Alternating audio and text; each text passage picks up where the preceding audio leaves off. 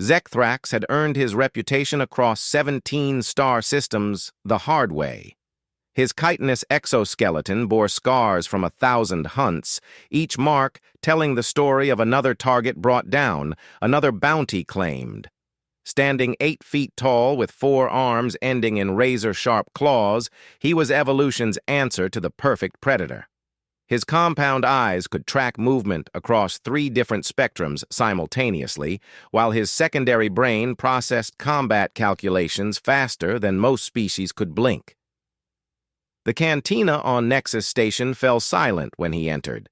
Conversations died mid-sentence as various alien species recognized the distinctive blue-black carapace and the collection of weapons strapped across his massive frame.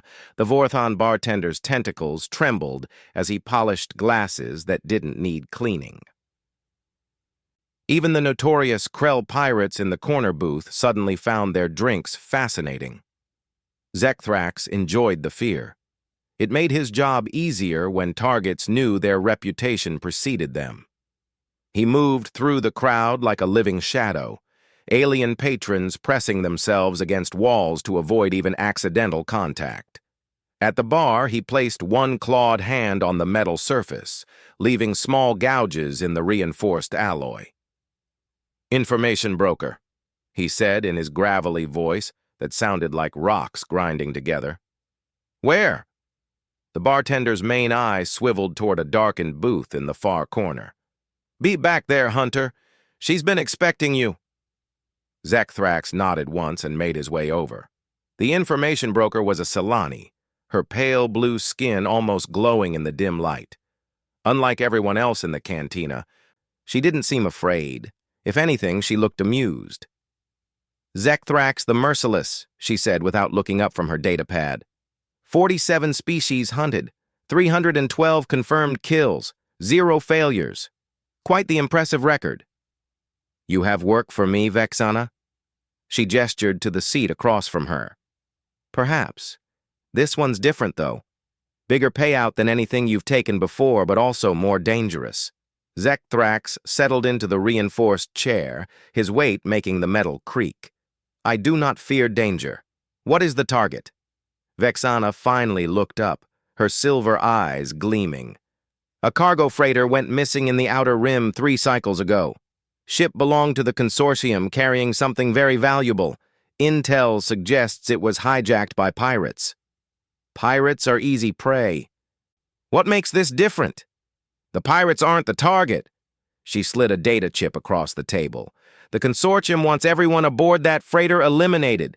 Crew, passengers, hijackers, everyone. No witnesses, no survivors." Zekthrax picked up the chip, his claw barely scratching the surface. "Standard extermination contract. You mentioned high payment." 50 million credits." Even Zekthrax's compound eyes widened slightly. 50 million was enough to buy a small moon or retire to one of the pleasure worlds for several lifetimes. What was on that freighter worth so much? "Classified, above both our pay grades." Vexana leaned forward. "But there's something else you need to know. Something about the crew. Speak." She hesitated for the first time since he'd sat down. Part of the original crew were human. The name meant nothing to him. Zekthrax had hunted hundreds of species across the galaxy, from the crystal-based Zephyrians to the energy beings of the Cascade Nebula. Every species had their strengths and weaknesses, their fears and fighting styles. He'd cataloged them all. "Human," he repeated. "Unknown species. What are their combat capabilities?" "That's just it," Vexana said quietly. "Nobody really knows. They're new to the galactic community, only made contact about 50 cycles ago. Most of their kind stick to their home system." "Physical specifications?" "Bipedal. Average height around 6 feet. No natural weapons, no enhanced senses, no psionic abilities. They seem unremarkable." Zekthrax almost laughed. A species with no natural advantages would be easy prey. "This information is worth 50 million credits?" "There's more." Vexana's voice dropped to barely above a whisper. I put the word out through my network, asking other brokers if they had any data on humans. Most had never heard of them, but 3 brokers, all from different sectors, said the same thing. Which was? Never target humans. Zekthrax tilted his head. Explain. That's all they would say. Never target humans. When I pressed for details, they shut down completely. Refused to discuss it further. She pushed another data chip across the table. I did some digging on my own. Found references to 3 separate incidents involving humans over the past 20 cycles. In each case, someone tried to harm or kill humans. In each case, the aggressors simply disappeared. Disappeared? Completely. No bodies, no traces. No survivors to tell what happened. Ships, stations, entire outposts, gone. Zekthrax examined the second chip. Coincidence? Or the humans have allies we don't know about? Maybe. Vexana didn't sound convinced. But here's the strange part. After each incident, human diplomatic missions appeared in those sectors. They offered aid, shared technology, provided medical supplies, like they were apologizing for something. Guilt implies involvement. Or mercy. She stood up. Look, Zekthrax, you're the best hunter in the galaxy. If anyone can handle whatever makes humans dangerous, it's you. The consortium is desperate, or they wouldn't be paying 50 million. But I had to warn you. Zekthrax pocketed both chips. Where is the freighter? Last known position is in the data. Dead space between sectors 7 and 8. No patrol routes, no shipping lanes. Perfect place to lay low. I will find them. I know you will. Vexana gathered her belongings. Just remember what I told you about humans. Whatever you think you're walking into, you're probably wrong. After she left, Zekthrax remained in the booth, processing the information. 50 million credits was more than he'd made in the last 5 years combined. Enough to set him up for life. But the information broker's warning nagged at him. In all his years of hunting, he'd learned to trust his instincts, and something about this job felt off. He activated his personal data terminal and began researching humans. The available information was sparse. They'd emerged from a system called Sol about 50 cycles ago, making first contact with an Altarian survey ship. Initial reports described them as primitive, having only recently developed faster-than-light travel. They had no natural weapons, no psychic abilities, no advanced technology beyond the basics needed for spaceflight. Yet 3 different information brokers had warned against targeting them. Zekthrax pulled up star charts showing the locations of the 3 incidents Vexana had mentioned. They were spread across the galaxy in completely different sectors with different dominant species. No pattern he could identify, except for one detail. In each case, the aggressors had been apex predators of their respective regions. The Kethran Death Cult in Sector 12, the Void Reapers in the Gamma Quadrant, the Hive Collective near the Galactic Core, all of them extinct now. He tried to access detailed reports about what had happened, but the files were either classified or completely missing. The only traces left were brief mentions in trade reports and diplomatic logs, references to unfortunate incidents and regrettable misunderstandings. The more he researched, the more curious he became. Every species in the galaxy had some evolutionary advantage. The Krell had their berserker rage. The Zephyrians could phase through solid matter. His own people, the Thektar, were living weapons bred for combat. Even the peaceful Altarians had their psionic abilities. But humans? According to every source he could find, they were remarkably average. No claws, no fangs, no armor plating. Their reaction times were slower than most species. Their physical strength was adequate, but nothing special. They couldn't see in the dark, couldn't survive in vacuum, couldn't even handle most planetary environments without protection. So why did seasoned information brokers, people who dealt with the most dangerous elements in the galaxy, warn against targeting them? Zekthrax finished his research and made his way to the docking bay where his ship waited. The Predator's Edge was a modified Kethran hunter killer, bristling with weapons and sensor arrays. He'd taken it from a rival bounty hunter who'd made the mistake of challenging him to single combat. The ship's AI activated as he approached, running through pre-flight diagnostics. "Destination, Hunter?" the AI asked in its emotionless mechanical voice. "Dead space, sectors 7 and 8. Plot a course for maximum stealth." "Acknowledged. Estimated travel time, 4 days." As his ship lifted off from Nexus Station, Zekthrax couldn't shake the feeling that this hunt would be different from all the others. For the first time in his career, he was heading into a situation where he truly didn't know what to expect. The star field stretched out before him, countless points of light representing worlds he'd visited, species he'd hunted, targets he'd eliminated. Somewhere out there, a damaged freighter drifted through space with humans aboard. Humans that someone was willing to pay 50 million credits to eliminate. Humans that 3 information brokers had warned him never to target. He would find out why soon enough. 4 days later, Zekthrax found the freighter. The Stellar Maiden hung motionless in the void between star systems, her hull scarred and blackened from weapons fire. Emergency lights flickered across her superstructure, suggesting minimal power. Long-range scans showed she was bleeding atmosphere from multiple breaches, and her main engines were completely dark. "Scan for life signs," Zekthrax commanded his ship's AI. Multiple contacts detected. 17 distinct biological signatures aboard target vessel. Energy readings suggest 12 Kravek pirates, 3 Altarian crew members, and 2 unknown species. Unknown species? Insufficient data for identification. Life signs are consistent with carbon-based bipedal forms, but genetic markers do not match any species in my database.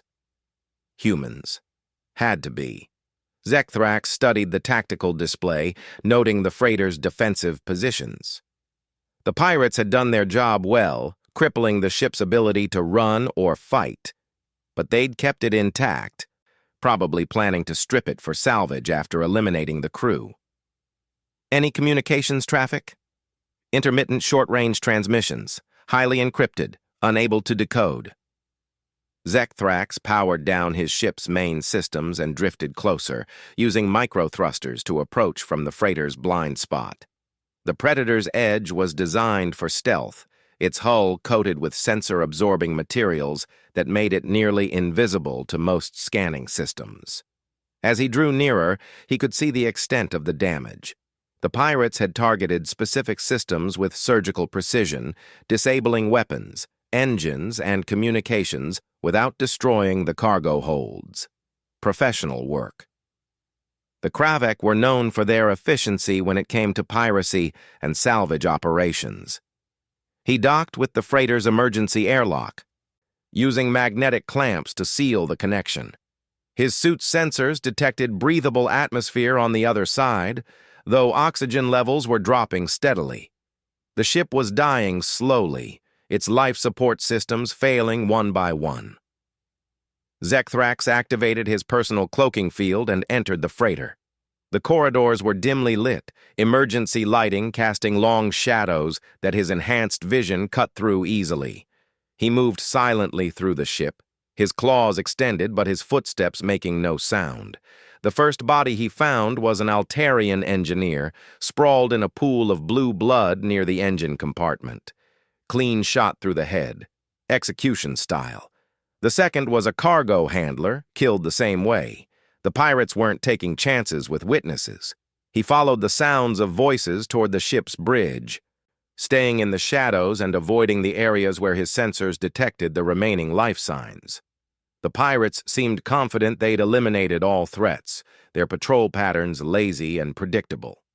"Status report," came a gravelly Kravek voice from the bridge. "Engine room secured. Found the rest of the Altarian crew hiding in storage. They're dead now." "Good. What about the humans?" Zekthrax pressed himself against the wall, listening carefully. "Still barricaded in Medical Bay 7. Stubborn little creatures.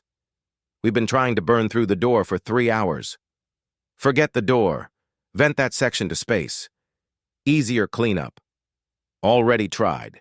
They somehow rerouted life support. Every time we cut power to their section, it comes back online from somewhere else.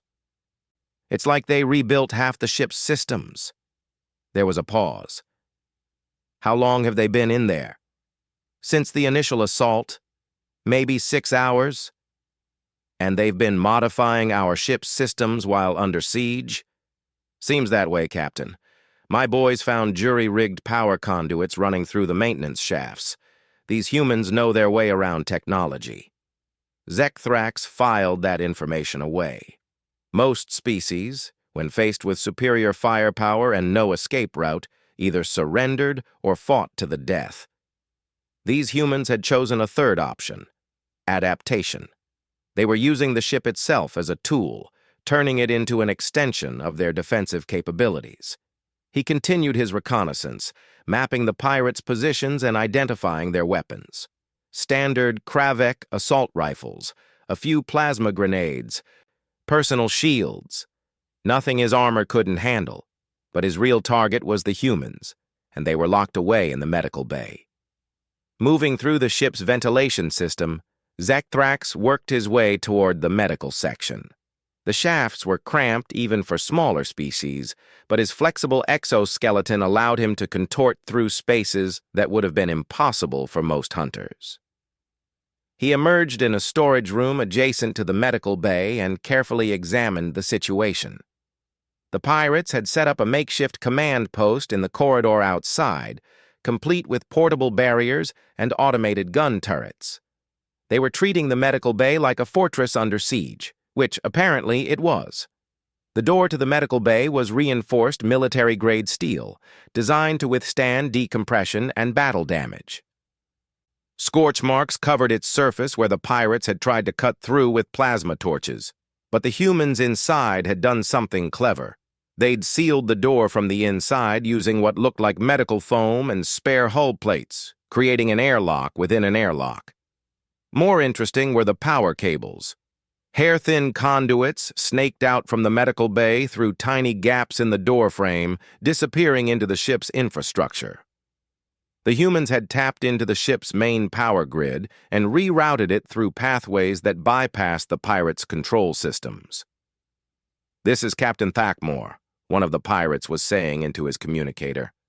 "We're having trouble with the remaining cargo. Request additional plasma charges." "Negative, Captain. We need the ship intact for salvage. Find another way." Zekthrax watched as the pirate captain threw his communicator against the wall in frustration. 6 hours of siege warfare against 2 humans, and the pirates were losing patience. That was a mistake. Patience was a predator's greatest weapon. A soft sound caught his attention. Music, barely audible, coming from inside the medical bay. He enhanced his hearing and listened carefully. It was a human voice, singing something low and rhythmic. Not a distress call or a prayer for rescue. It sounded almost comforting. One of the pirates heard it too. "What are they doing in there?" "Probably going insane," another replied. "Most species crack after a few hours of siege. Humans can't be that different." But Zekthrax had hunted enough prey to recognize the sound of a species at bay. Most creatures, when cornered, either panicked or shut down. The fact that these humans were still calm enough to sing suggested something else entirely. They weren't just surviving the siege, they were planning. A new sound emerged from the medical bay. Rhythmic tapping, like metal on metal. The pirates dismissed it as nervous fidgeting, but Zekthrax recognized the pattern. It was code. The humans were communicating with someone else on the ship. He expanded his sensor sweep and found what he was looking for. Another life sign, separate from the pirates and the humans in the medical bay. Someone was hiding in the ship's lower cargo holds, and the humans were in contact with them. Moving carefully through the ship's maze of corridors and maintenance shafts, Zekthrax made his way to the cargo section. What he found there changed everything. The third human had turned Cargo Bay 4 into a workshop. Tables made from supply crates held an array of improvised tools and electronic components. Spare parts from the ship's systems lay sorted and organized with military precision. And in the center of it all sat a human male, no taller than Zekthrax's shoulder, methodically assembling what looked like a weapon. The human looked up as Zekthrax entered, showing no fear or surprise. Just calm assessment, as if the appearance of an 8-foot-tall alien assassin was merely an interesting development in his day. "You're not one of the pirates," the human said in accented standard Galactic. Zekthrax kept his claws extended but didn't attack immediately. Something about the human's composure made him curious. "You are remarkably calm for someone about to die." The human smiled, an expression that on most species indicated submission or fear. On this human, it looked almost predatory. "Die? I don't think so. At least not today. I have killed creatures 10 times your size and 100 times more dangerous." "I'm sure you have." The human went back to his work, apparently satisfied that Zekthrax wasn't an immediate threat. "But you haven't killed humans before, have you?" "There is nothing special about your species. You have no natural weapons, no enhanced abilities, no advantages over any other prey I've hunted." "That's what everyone thinks." The human held up the device he'd been building. It looked like a standard plasma rifle, but modified with components Zekthrax didn't recognize. "My name is David Chen, by the way, chief engineer aboard the Stellar Maiden. Well, former chief engineer. Ship's kind of compromised at the moment." "You built that weapon from spare parts?" "Built 3 of them, actually. My colleagues in the medical bay have the other 2. David's smile widened. "Turns out human engineering tends toward the creative. We're good at making things work with whatever's available." Zekthrax studied the weapon more carefully. The craftsmanship was impressive, showing an understanding of energy systems that rivaled most military engineers. "The pirates have you outnumbered 4-1. Numbers aren't everything in a fight. Besides, we're not planning to fight them directly." "Explain." David gestured to a display showing the ship's schematics. Red lines traced paths through the hull, marking structural weak points and system vulnerabilities. "This ship is 70 years old, built by the lowest bidder for maximum profit. I know every flaw, every shortcut, every system that's held together with hope and good intentions." "You plan to destroy the ship?" "Oh no. That would kill everyone aboard, including us, but I can make it very uncomfortable for the pirates." David's fingers danced across his improvised control panel. Gravity generators in sections 3 through 7 are now operating at 40% over normal. Makes it hard to move quickly. Environmental systems in the corridor outside the medical bay are cycling between freezing and boiling every 30 seconds. And the automated fire suppression system throughout the ship is now responding to footsteps as potential fire hazards. As if summoned by his words, alarms began sounding throughout the ship.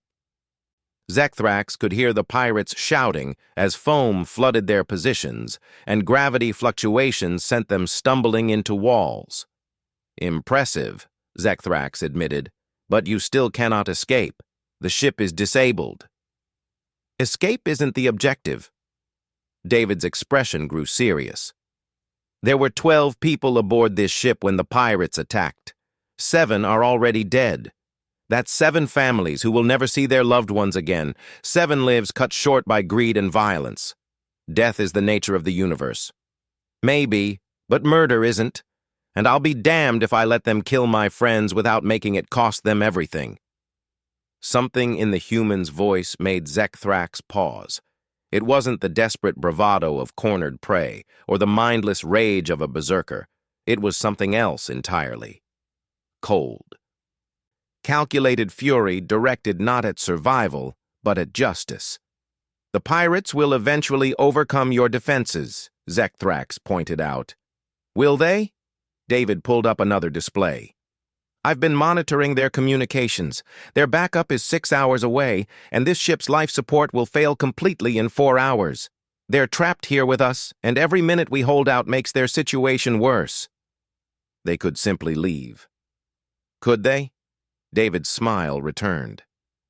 I may have made some modifications to their ship as well, while they were busy trying to break down doors. Zekthrax accessed his own sensors and scanned the pirate vessel docked nearby. What he found was remarkable. The ship's systems were operational, but someone had introduced subtle flaws into critical components. The engines would function for maybe an hour before catastrophic failure. The life support system had been rewired to gradually increase CO2 levels. The navigation computer had been infected with a virus that would scramble jump coordinates. You did all this while under siege? I told you humans are creative. We're also vindictive when you hurt our friends. David stood up, checking his improvised weapon. The pirates have a choice. They can leave now in a ship that might get them to the nearest station before breaking down, or they can stay and fight us while their oxygen runs out and their backup never arrives. Their backup? Let's just say I sent some very interesting messages using their communication array. Messages that will bring unwanted attention to their operation. David moved toward the cargo bay door. I should get back to my friends. They'll be wondering what's taking so long. Zekthrax watched the human prepare to leave, and for the first time in his career as a hunter, he felt something he'd never experienced before. Respect for his prey. You know I'm here to kill you, he said. David paused at the door. I figured as much. You don't move like a pirate, and your equipment is way too advanced. Professional hunter, right? Bounty or contract killing? Contract. 50 million credits to eliminate everyone aboard this ship. 50 million? David whistled softly. Whatever was in our cargo hold must have been more valuable than the consortium told us. Makes sense why they'd want to tie up loose ends. You do not seem concerned. Should I be? You haven't killed me yet, which means you're either waiting for a better opportunity or you're curious about something. I'm betting on curious. Zekthrax tilted his head. You are the most unusual prey I have ever encountered. Most people don't see humans as prey. We're more like a force of nature. Individually, we're not that impressive. But when you threaten us or hurt our friends, we become something else entirely. The human left the cargo bay, and Zekthrax found himself alone with questions he'd never had to ask before. In all his years of hunting, he'd never encountered a species that treated a hopeless situation as merely an engineering problem to be solved. Most prey fought or fled or hid. These humans were doing something entirely different. They were adapting the battlefield itself to their advantage, turning the ship into a weapon against their enemies while simultaneously offering their attackers a way to leave with their lives. It was the most terrifying display of tactical thinking he'd ever witnessed. Zekthrax followed David through the ship's corridors, watching as the human moved with quiet confidence despite being surrounded by enemies. The modified gravity didn't seem to affect him as much as it did the pirates, who were now struggling to maintain their positions as environmental systems wreaked havoc on their siege. The scene outside the medical bay had descended into chaos.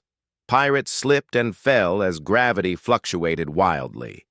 Fire suppression foam covered everything, making surfaces slick and visibility poor. Temperature extremes had their armor systems working overtime, draining power from their weapons and shields. "Captain!" one of the pirates shouted over the alarms. "The ship's gone mad! Systems are failing everywhere!" Captain Thakmor, a battle-scarred Kravik with cybernetic implants along his skull, roared in frustration. "It's the humans! They're sabotaging everything from inside that room!" "Sir, maybe we should consider the tactical withdrawal option," suggested his lieutenant, who was currently stuck to the floor by a combination of gravity flux and suppression foam. "We don't retreat from humans," Thakmor snarled. "They're primitives. No natural weapons, no real technology, nothing special about them at all. That was when David Chen stepped into the corridor. He moved calmly through the chaos, his improvised weapon held casually at his side. The environmental hazards that were devastating the pirates seemed to have no effect on him at all. He walked through the gravity fluctuations as if they were gentle breezes, stepped around the suppression foam like he knew exactly where it would spray next. "Captain Thakmore," David said politely, "I believe we need to talk." The pirate captain spun around, raising his plasma rifle. "Finally! Come to surrender, have you?" "Not exactly." David's voice remained calm, conversational. "I wanted to offer you a deal. The only deal you get is a quick death if you surrender now." "That's unfortunate." David sighed and activated a control on his wrist. "Because I was hoping to resolve this peacefully." The lights went out. Emergency power kicked in a second later, bathing everything in red light. But that second of absolute darkness changed everything. When the lights returned, David was no longer standing in the corridor. He'd vanished like smoke. "Where did he go?" Thakmore shouted, spinning around wildly. "Unknown, sir. Sensors show he's still here somewhere, but—" The lieutenant's words were cut off as he suddenly collapsed unconscious. His weapon clattered to the floor, and his personal shield generator sparked and died. "Contact!" another pirate yelled, firing his rifle at shadows. "I saw movement by the—" He never finished the sentence. Something struck him from behind, and he crumpled silently to the deck. Zekthrax watched from concealment, fascinated. The human was hunting the hunters, moving through the darkened corridor like a ghost, but it wasn't stealth technology or natural camouflage. It was something else entirely. David reappeared behind another pirate, moving so smoothly it seemed like he'd materialized from the shadows themselves. A brief touch to the back of the neck, and the pirate collapsed. No violence, no killing blows. The human was systematically neutralizing threats with surgical precision. "Impossible!" Thakmore backed against the wall, firing wildly into the darkness. "Humans don't hunt! They're prey animals!" Actually, David's voice came from everywhere at once, the ship's communication system carrying his words through hidden speakers. That's a common misconception. Humans are persistence predators. We evolved to hunt by exhausting our prey over long distances. We're not fast, we're not strong, but we never give up. Another pirate fell, this one not even seeing what hit him. "We're also pack hunters," David continued, his voice maddeningly calm.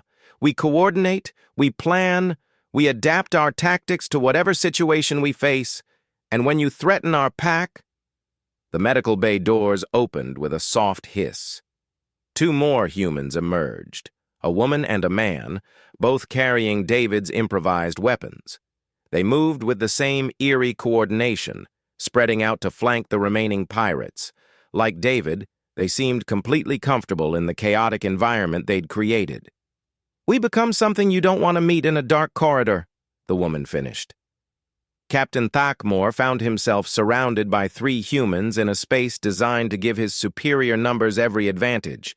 Instead, his team was scattered, his weapons systems compromised, and his enemies were picking off his people one by one. "This is impossible," he whispered. "You're just humans." "Just humans," David agreed, stepping into view with his weapon trained on the pirate captain. No claws, no fangs, no armor plating, no psychic powers, no energy manipulation, no supernatural abilities. The woman who wore the insignia of a ship's doctor nodded. No enhanced strength, no accelerated healing, no natural weapons of any kind. The third human, barely out of his teens by the look of him, smiled grimly. "But we have something else. Something that makes us more dangerous than any of those advantages." "What?" Thakmore demanded. "Each other," all 3 humans said simultaneously. Zekthrax felt something cold run down his spine. In all his years of hunting, he'd never seen coordination like this. Not from a pack, not from a hive mind. Not from any species he'd encountered. The humans weren't just working together, they were thinking as one organism while maintaining their individual strengths. "You killed 7 of our crewmates," David said, his voice losing its conversational tone for the first time. 7 friends who trusted us to keep them safe. 7 people with families waiting for them to come home, the doctor added. 7 lives that meant everything to someone, the young man finished. The temperature in the corridor seemed to drop several degrees. The pirates, tough veterans of countless raids, actually began backing away from the 3 humans. "So here's our deal," David continued. "You're going to leave this ship. You're going to take your broken vessel and limp back to whatever hole you crawled out of. And you're never going to hurt innocent people again." "And if we refuse?" Thakmore's voice cracked slightly. The 3 humans exchanged glances, and somehow their silent communication conveyed volumes. "Then you'll discover why 3 different information brokers across the galaxy warn people never to target humans," the doctor said softly. "What happened to the Kethran death cult?" the young man asked. "They decided to enslave a human colony ship about 15 years ago." "What happened to the Void Reapers?" David continued. "They thought it would be profitable to raid human merchant vessels." "What happened to the Hive Collective?" the doctor finished. "They tried to assimilate a human research station." The silence that followed was deafening. Even Zekthrax, hidden in his concealment, felt the weight of their words. "Those were entire civilizations," Thakmore whispered. "Billions of beings." "Yes," David said simply, "and they all learned the same lesson you're about to learn. Individually, humans are unremarkable. But when you hurt us, when you threaten the people we care about, we don't just fight back. We remember. We adapt. We find you wherever you hide. And we never, ever forgive," the doctor added. "The choice is yours, Captain," the young man said. "Walk away now, and this ends here. Continue this path, and we'll make sure the entire galaxy knows what you did to the crew of the Stellar Maiden. Human merchant fleets will hunt you across every system. Human colonies will put bounties on your head. Human diplomats will ensure no port will give you sanctuary." "We're very good at holding grudges," David explained. "It's another one of our evolutionary advantages." Thakmore looked around at his remaining crew, all of whom were staring at the humans with growing terror. Pirates were brave when facing inferior firepower or helpless victims. But they'd built their reputation on avoiding fair fights, and this was turning into something much worse than a fair fight. "You're bluffing," he said, but his voice lacked conviction. David smiled, and this time it was genuinely terrifying. "The human government has a saying, 'No one left behind.' It applies to our military, but it also applies to our merchants, our civilians, our children. When you killed 7 members of our crew, you didn't just attack us. You attacked our entire species. 12 billion humans across 47 colonies," the doctor added helpfully. "All of whom are now very interested in meeting you." The young man checked his weapon. Though to be fair, they probably won't be as polite as we're being. That was the moment Zekthrax understood. The 3 humans weren't making threats. They were stating facts. David's modifications to the pirate ship weren't just sabotage. They were tracking devices, communication relays, navigation beacons. Every human ship, colony, and station in the galaxy would know exactly who was responsible for this attack and exactly where to find them. The pirates weren't just facing 3 humans in a damaged freighter. They were facing an entire species that had somehow managed to turn revenge into a science. We'll go," Thakmore finally managed. "We'll leave you alone." "Smart choice," David said. "You have about 30 minutes before your ship's engines fail completely. I'd suggest you use that time wisely." The pirates fled. They didn't retreat with dignity or tactical precision. They ran like prey animals, abandoning equipment and wounded comrades in their desperation to escape the three humans who had somehow turned their successful raid into a nightmare. When they were gone, the humans finally allowed themselves to relax. The young man slumped against the wall, exhaustion finally showing on his face. The doctor checked her weapon's power levels with shaking hands. David stood in the corridor, looking older than his years. "Think they'll actually stay away?" the young man asked. "For a while," David replied. "Long enough for the human fleet to spread the word about what happened here. After that, they'll be too busy running to bother anyone else." Zekthrax stepped out of concealment, his respect for the humans now complete. They turned to face him without surprise, as if they'd known he was there all along. "Remarkable," he said simply.